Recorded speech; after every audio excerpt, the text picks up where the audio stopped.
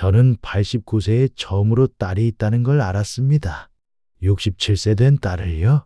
68년 동안 단 한 번도 본 적 없는 제 피를 나눈 딸 말입니다. 여러분, 상상이 되십니까?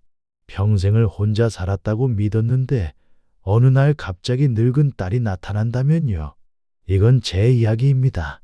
1950년 겨울 그날부터 시작된 이야기입니다. 1950년 12월 4일 그날 아침은 유난히 추웠습니다. 함경남도 흥남 온 동네가 발칵 뒤집혔습니다. 중공군이 내려온다. 빨리 피난 가야 한다. 저는 그때 26살이었습니다.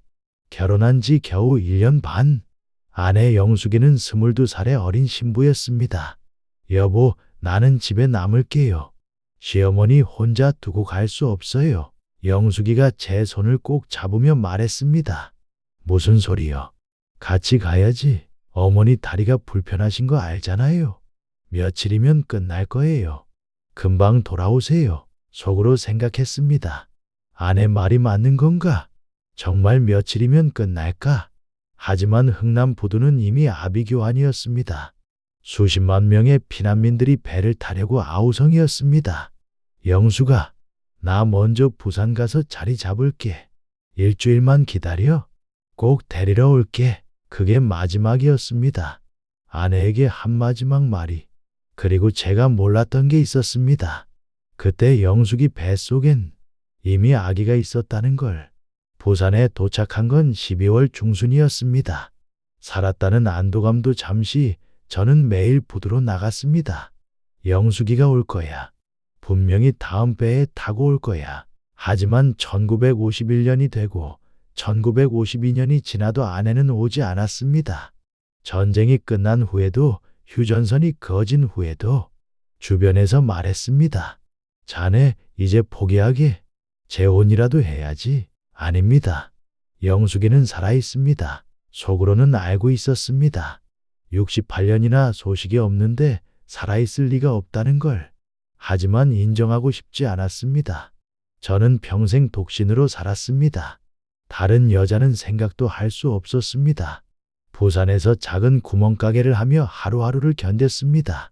밤이면 영숙이 얼굴을 떠올렸습니다. 여보, 나는 집에 남을게요. 그 목소리가 귓가에 맴돌았습니다. 내가 그때 강제로라도 데리고 왔어야 했는데 후회가 평생을 짓눌렀습니다. 2015년 제 나이 89세가 되던 해였습니다. 어느 날 적십자사에서 연락이 왔습니다. 이산가족 상봉 신청하신 김영철 어르신이십니까? 네, 그렇습니다. 아내를 찾고 있습니다. 어르신, 북쪽에서 어르신을 찾는 분이 계십니다. 가슴이 쿵 내려앉았습니다. 영숙이가 살아있습니까? 아닙니다. 따님이 계십니다. 뭐라고요? 따님이요.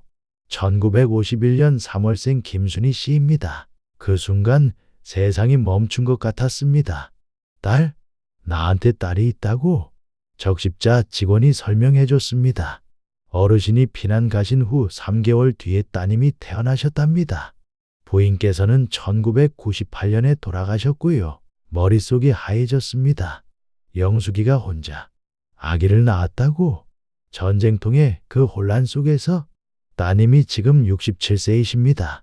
평양에 살고 계십니다. 67세 딸. 저보다 22살 어린 딸.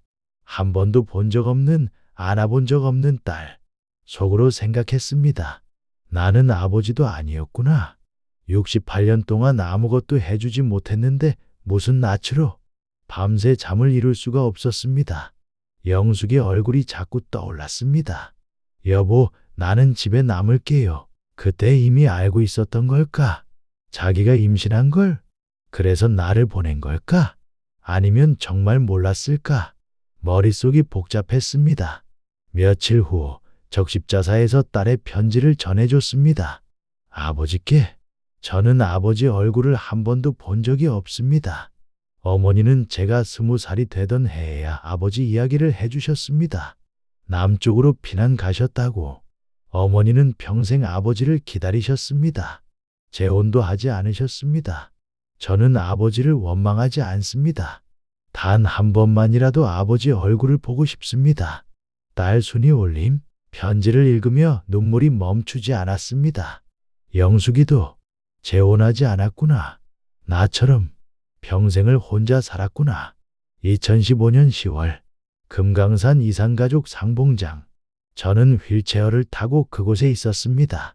89세의 늙은 몸은 이미 스스로 걷기도 힘들었습니다. 한번 가족 김영철 김순희 가족분들 입장하세요. 문이 열렸습니다. 그리고 그녀가 들어왔습니다. 백발의 노인, 67세 된 제 딸. 우리는 한참을 그저 서로를 바라봤습니다. 아버지, 그 한마디에 68년이 무너졌습니다. 순이야, 미안하다.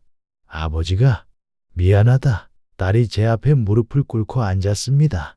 아버지, 어머니가 평생 아버지 이야기만 하셨어요. 잘생긴 남편이었다고, 착한 사람이었다고. 영숙이가 많이 힘들었지? 힘드셨죠? 전쟁 끝나고도 혼자 저를 키우시느라. 하지만 한 번도 아버지를 원망하지 않으셨어요. 속으로 생각했습니다. 영수가 내가 너무 못난 남편이었어. 너무 못난 아버지였어. 우리에게 주어진 시간은 딱 11시간이었습니다.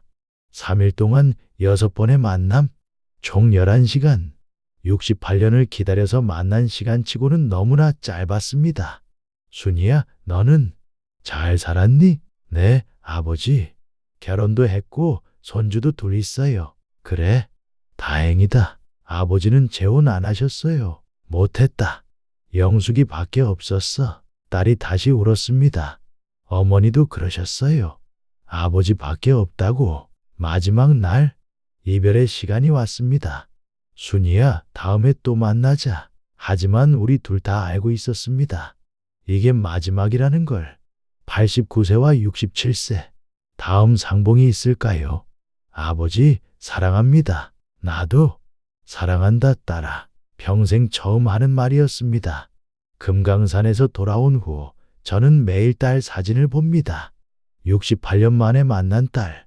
단 11시간을 함께한 딸. 사람들이 물어봅니다.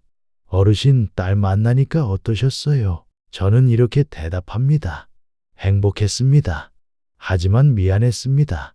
영숙이에게, 순이에게. 68년 동안 아무것도 해주지 못한 것이. 하지만 한 가지는 확실합니다. 우리는 서로를 사랑했습니다. 영숙이는 평생 저를 기다렸고 저도 평생 영숙이를 잊지 못했습니다. 그리고 순이는 한 번도 본 적 없는 아버지를 원망하지 않았습니다. 이게 가족이라는 거겠지요. 피는 물보다 진하다고 하지 않습니까? 68년이 지나도 단 한 번도 만나지 못했어도 우리는 가족이었습니다. 저는 이제 91세입니다. 언제 눈을 감을지 모릅니다. 하지만 한 가지 소원이 있습니다. 통일이 되어서 순이 무덤 앞에 갈 수 있었으면 좋겠습니다. 그리고 그 옆에 영숙이 무덤도 있었으면 좋겠습니다.